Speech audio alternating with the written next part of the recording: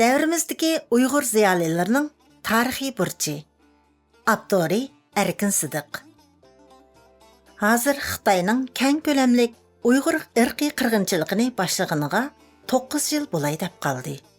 Mushundaq bir kunda Uyg'urlar chet elda elib berayotgan milliy ozodlik da'vosi burunqi har qandaq davrliklar qaraganda texmo kengaydi va kuchaydi. Chet eldagi Uyg'ur tashkilotlari va Uyg'ur faoliyatchilar eng yuqori darajada o'zaro o'yishib, nihoyatda kuchli birlik sap hosil qildi.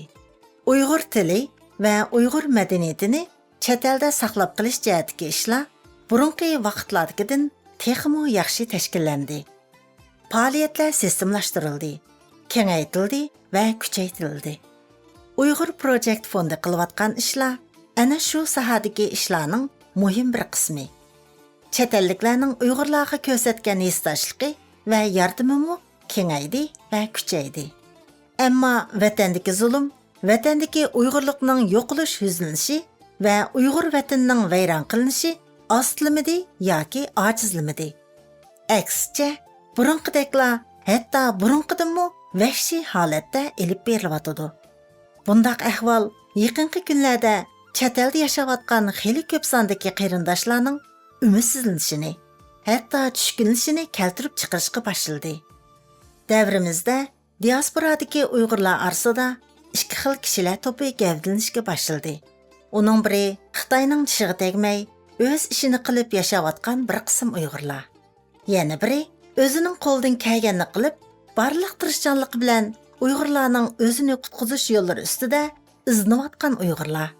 Uyg'ur Project fondi va Mashal Uyg'ur guruhisidagi qarindoshlar mushunda qalqiliq paytda o'zimizni qutqizish yo'llari ustida tirishchanlik ko'rsatayotgan oshu Uyg'urlarning bir qismidan tarkib topgan. Uyg'urlar o'zining burunqi tarixida o'z ziyolilariga bugungidek kuchli darajada ehtiyojli bo'lib baqqan emas.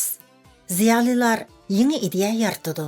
Jurnalist, o'qituvchi va shuning o'xshash boshqa bilim ahlilar bo'lsa, oshu yangi ideyalarni xalqqa yechib tushundirdi. Shu orqali bu yangi ideyalar ommaviy pozitsiyaga va umumiy xalq aqidasiga ta'sir ko'rsatdi yoki ularni bir yangi tusga kirgizdi. Ziyolilar mana mushundaq bir jarayon orqali bir millat va bir jamiyatning taraqqiyotiga ta'sir ko'rsatdi va to'p qo'shdi. Ammo ziyolilarning roli diktatorlik tuzum ostidagi jamiyat bilan erkin davlatlardagi jamiyatda tubdan o'xshamaydigan bo'lib, biz bu yerda diasporada yashayotgan Uyg'urlar haqida so'zlayotgan bo'lg'ashqa, faqat erkin davlatlardagi Uyg'urlarni ko'zda tutyapmiz. Bir odamning nomining mashhur bo'lishi uning ideyasining yomon oqibatlarni keltirib chiqarmaydiganligidan derak bermaydi. Masalan, Marksning ishlab chiqarish materiallari va qurollari bilan hafilashadigan emgak boyliqning haqiqiy manbasi degan nazariyasi buning tipik misoli. Agar bu nazariya to'g'ri bo'lgan bo'lsa, emgak kuchi ko'p, ammo texnologiyasi oz davlatlar, texnologiyasi kuchli, ammo emgak kuchi oz davlatlardan bakrak gullangan bo'ladi. Marks dangliq shaxs hamda uning yuqorqi nazariyasimi nihoyatda dangliq. Ammo u nazariya kommunist hokimiyat tuzumini tanlagan ellarning hammasiga ig'ir baloy ofatlarni ilib keldi. Hamda necha 10 million insonning o'lib ketishiga sabab bo'ldi. Yaqinqi yillarda ba'zi nupusli Uyg'urlarning dangliq nazariyalarining diasporadagi Uyg'urlar orasidami ba'zi ig'ir ziyonlarni ilib kelganiga ko'plarimiz shohid bo'ldik. Ziyoli degan tanqidiy fikr qilg'uchi kasblar sohasidagi bir alohida kasb kategoriyasiga qartilgan bo'lib, u shug'ullangan kasbi asosiy jihatdan ideya va ideyani o'z ichiga olgan soha bo'lgan.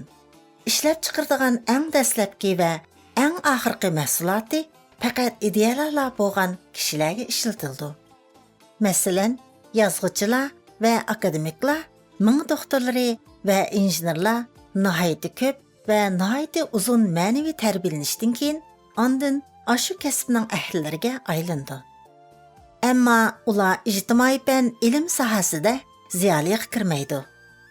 Chunki ziyolilar ishlab chiqaradigan asosiy va eng oxirgi mahsulot cho'qim ideya bo'lishi kerak.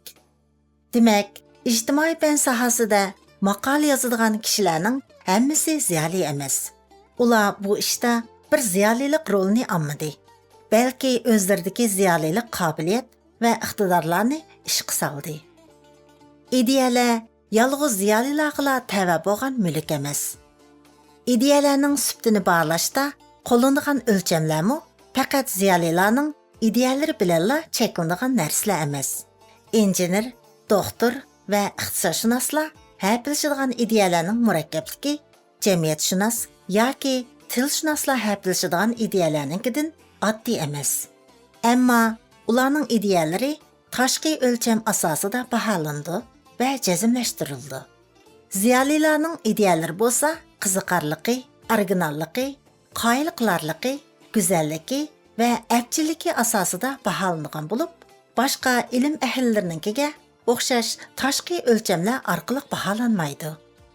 Shunglashqa bir ideya ziyolininmi yoki boshqalarningmi deganni uni baholaydigan o'lcham ichki o'lchammi yoki tashqi o'lchammi deganga qarab ayrishqimi bo'ladi.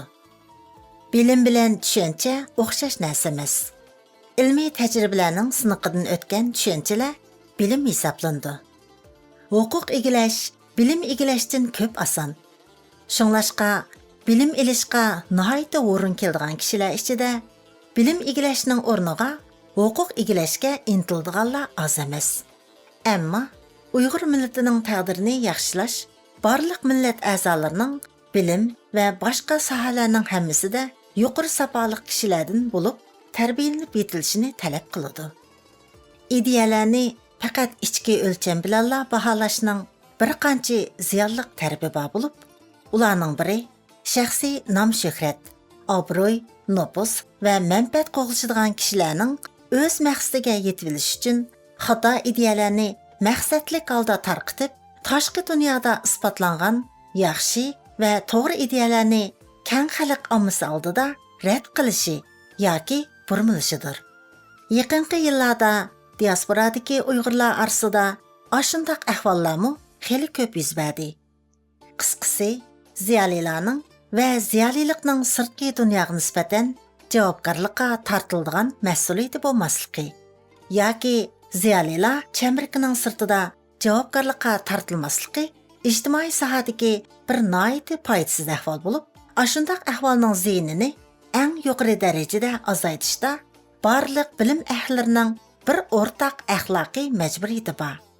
Barliq bilim egalarining oldiga qo'yilgan yana bir muhim tarixiy vazifa diasporadagi Uyg'urlarning oldiga yangidan tashlangan ideyalarga nisbatan isbotlangan haqiqat degan pozitsiyada bo'lmay, buningdan keyin sinildigan faraz deb muomala qilish va o'zimizning milliy manfaatini hammadan ustun o'rin qo'yish engimizni o'stirish hamda milliy manfaatni o'z manfaatidan ustun o'rin qo'yadigan haqiqiy millatparvar kishilar qo'shinni uzluksiz kengaytirish.